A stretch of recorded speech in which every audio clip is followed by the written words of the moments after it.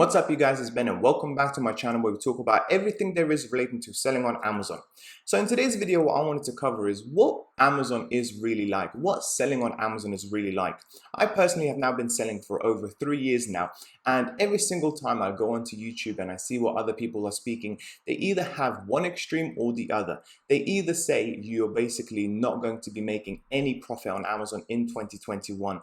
Amazon has been completely overtaken by the Chinese competition, by Amazon themselves, and you might as well move on to something else because there is no profit to be made at all. And on the other side, you get advertised about this laptop lifestyle where you can easily just ship anything from China and sell it on Amazon without any issues at all. You don't have to deal with anything. The money is just going to be pouring in as long as you buy their £5,000 course. So in today's video, what I want to do is actually give you my real view, because my real view is at some point somewhere in the middle. I want to give you the good as well as the bad. Now, if you have been selling on Amazon for a little bit, you will probably be able to relate to quite a few of these because I'll be speaking from a personal perspective, from my own point of view. If you haven't started selling on Amazon just yet, then this is something that you will come in contact and you will figure out at some point very, very soon. With that being said, guys, if you are interested in selling on Amazon, please don't forget to check the links down below for my own personal mentorship if you're serious about starting to sell and you don't want to make any mistakes in the very beginning. Otherwise, guys, if you're running on a relatively low budget, please don't forget to check the links down below for Helium 10, the perfect product research tool out there. Awesome, the best e-commerce accountants out there in the market at the moment, or Tide, the perfect business bank account to start off your Amazon FBA business. With that being said, guys, let's get straight to the video. All right, guys, so we might as well start off with the good points about selling on Amazon. In my personal view, in 2021, if you fall in the bracket, which most of you will probably will, if you have disposable income between £1,000 to £10,000 to invest in any particular venture, whether it's Amazon FBA, cryptos, investment into stocks and shares, or whatever, I personally still am of the belief that if you invest in Amazon FBA, it's probably going to give you the best possible returns in comparison to everything else. I personally have started back in July of 2018, and I started off with £1,200. And by the end of that year, i.e. 6 months later, I could have a profit around £8,000. And then the next following year, that £8,000 went up to £70,000 and so on and so forth. So these sorts of returns, in my personal opinion, you cannot get anywhere else. And I don't care if you invest in Bitcoin, Dogecoin, or anything else out there at the moment that has a lot of news coverage. And also, guys, what I like about Amazon is the fact that it's not a passive investment. This is something that you can do something about. This is something that you can control, and you can control your Amazon FBA success. Whereas investing into an index fund or some stocks and shares, you basically put your money in and, to be completely honest, hope for the best. The next thing that I really like about Amazon at the end of the day is time. You effectively get more time on your hands. You don't have to no longer rush traffic, go to work 9 to 5, then rush traffic back, got back home at 7 o'clock and find yourself going to bed in the next few hours.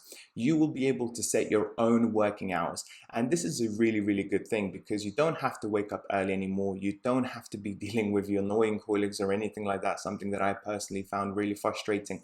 You are your own boss, what I personally really like. Also, guys, Amazon FBA business, yes, with storage limits now, you do need to be present a bit more often. However, it can still be run quite effectively from your laptop if you have somebody that you can trust to send inventory backwards and forwards from Amazon, from China into Amazon and so on. So it's really good business model to use if you just want to have more free time in general. The next thing is, of course, low barrier to entry. At the end of the day, guys, starting to sell on Amazon is relatively low barrier to entry because you only need around £1,000 to £2,000 to get started. Unlike getting a hairdresser's, for example, where you have to buy out an expensive lease or buy some expensive equipment from the very beginning before you make any profit. Here on Amazon, you don't have to do any of these things because majority of the stuff is online, and also the operational side of things are taken care of by Amazon. So the low barrier to entry is perfect for anybody that doesn't have too much experience in the very beginning and don't want to take on too much risk at the very start, because that can be quite stressful later on.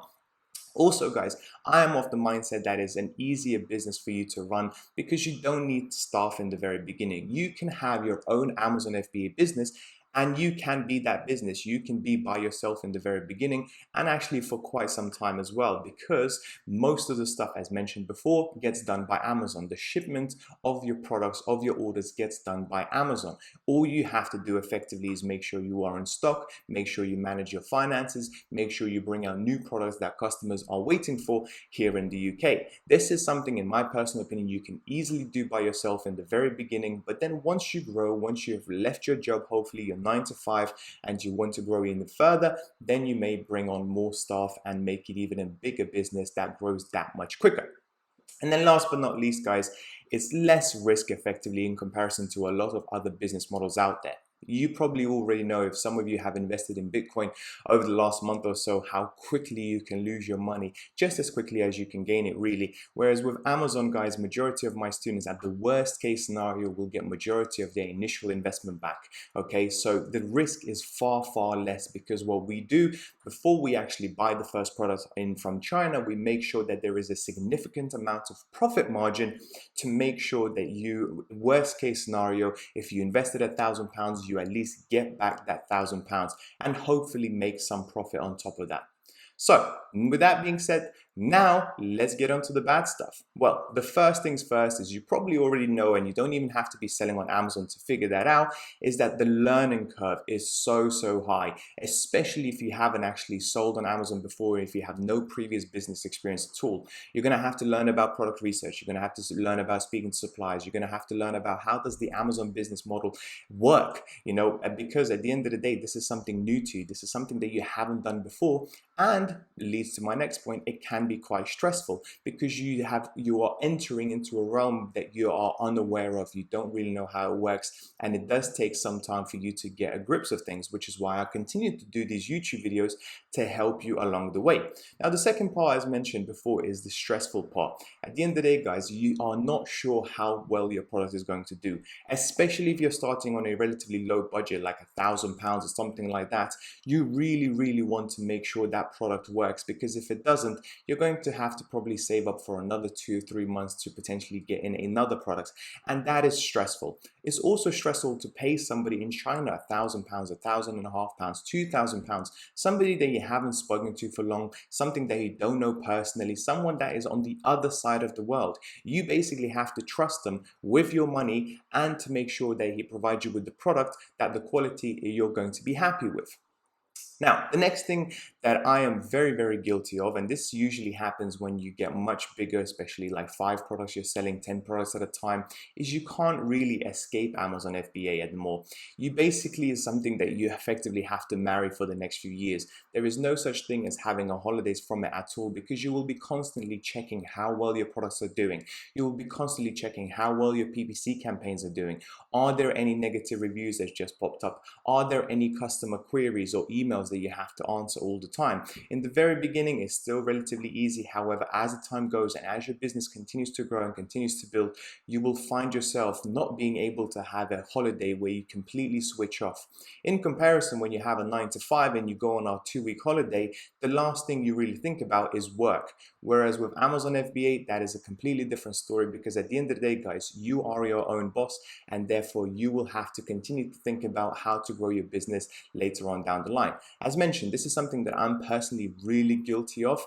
Everybody is different, but I'm just speaking from my own personal experience. The next thing, guys, is basically the need of discipline. With 9 to 5, you know for a fact you're going to have to wake up at 8 o'clock. You're going to have to go to work. You're going to have somebody there tell you what to do, and so on. Whereas here, you really don't have any of that. You need to be disciplined enough to actually wake up and get started and get working on time. When I first left my job and effectively had to work on my own effectively, I found it really difficult and lack of motivation to actually wake up at the same time at 8 o'clock to get my day started.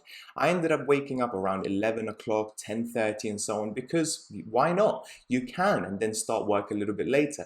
But what you find is that your productivity really drops dramatically straight away. And it did take a while to adjust to waking up back on 7, 8 o'clock and starting your working day at 9 o'clock, just like everybody else does in their regular jobs.